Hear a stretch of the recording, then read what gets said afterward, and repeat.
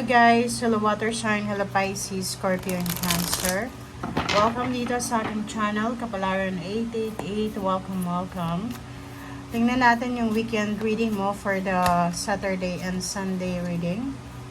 Okay, tingnan natin water sign, Pisces, Scorpio, and Cancer. Okay. First card mo dito is spend time with friends. Kumuha tayo ng 2 cards and watch a movie. Okay. Water sign, Pisces, Scorpio, and Cancer. Sinasabi ng barahan na yung iba sa inyo dyan, if ever wala kayong trabaho Saturday and Sunday, posibleng magka-catch up kayo with your friends. 49:54, isa sa pwedeng gagawin nyo is yun, mamamasyal, manunod ng sine, mag-uusap, mag-chat for the 2 days, magpaplano for vacation, or pwedeng yung iba sa inyo dyan, busy sa pagpaplano para sa mga, if ever may mga anak na sila. So, nakikita ko yung plano para sa mga anak. Okay? Okay, Pisces, Scorpio, Cancer. Tingnan natin. Kumuha tayo dito ng 1 card lang.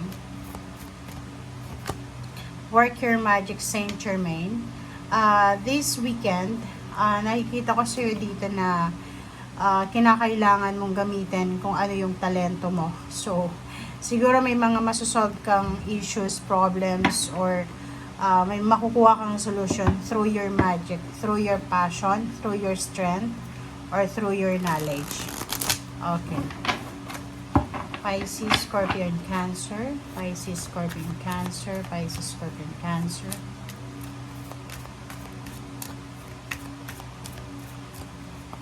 Okay. Kunin natin to.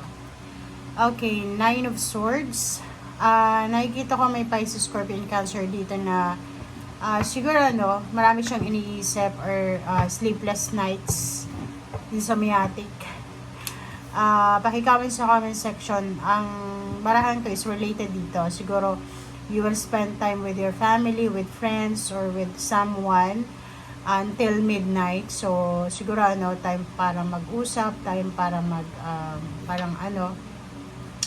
magplano, parang ganun. So, nakikita natin na yung iba sa inyo dyan, matutulog sa umaga, sa gabi, gising sila. Okay. So, 7 of Wands.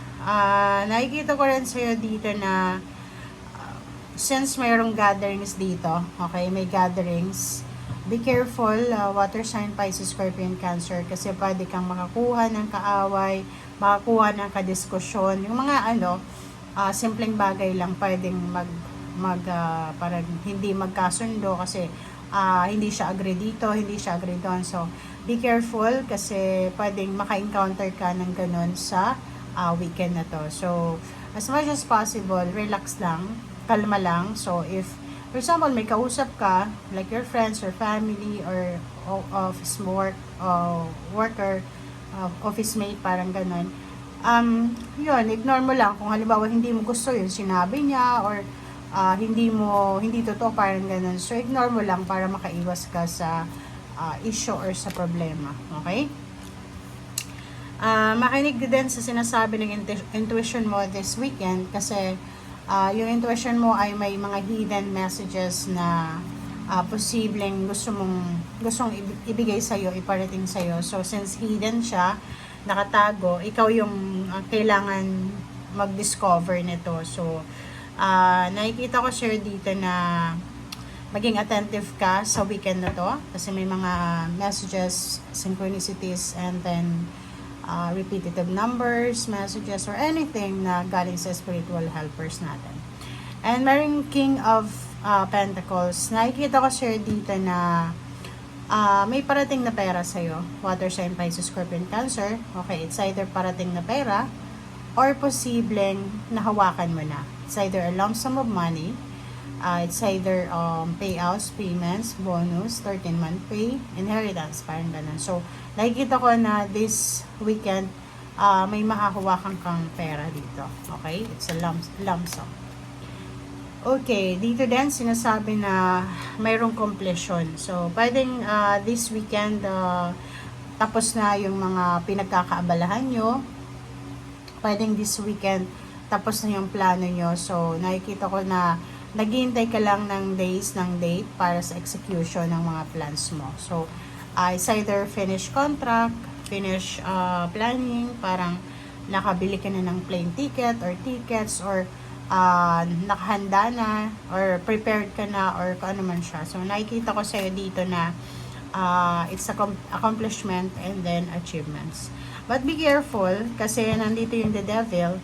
May posible na mag-o-offer sa'yo ngayon ng pwedeng international work, career, and pwedeng may mag-offer din ng love, relationship, friendship, parang ganon. Mag-iingat ka kasi hindi lahat ng darating sa'yo ngayon, lalo this weekend, para mag-offer, makipagkwentuhan, share ng kanyang chismis sa'yo ay totoo. Anong the world card na to is parang sinasabi dyan na mag-iingat din yung iba, Pisces, Scorpion, Cancer, na mag-resign. Huwag kayong magre-resign this weekend kasi pwedeng magsisi kayo sa bandang huli. And yung iba naman nalilipat ng company or mag-a-apply sa iba, patapusin nyo muna yung 2024 bago kayo gumawa ng ganyan.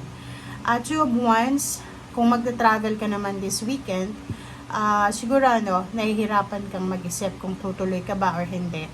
Yung Two of Wands is marami kang choices. So, marami kang pinagpipilian.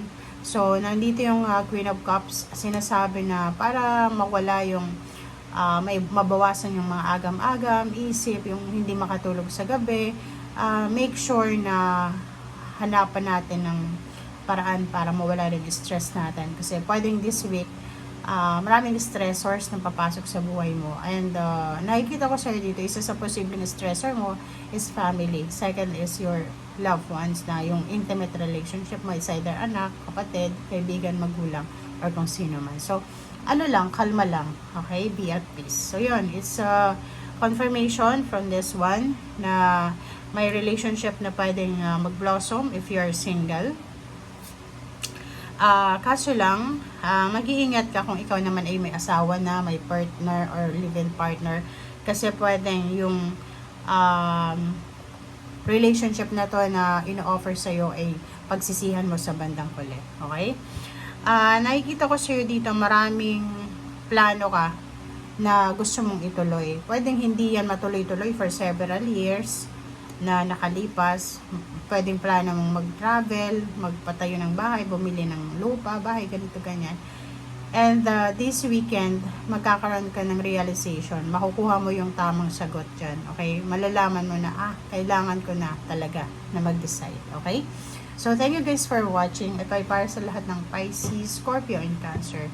Maraming salamat sa panonood. Bye!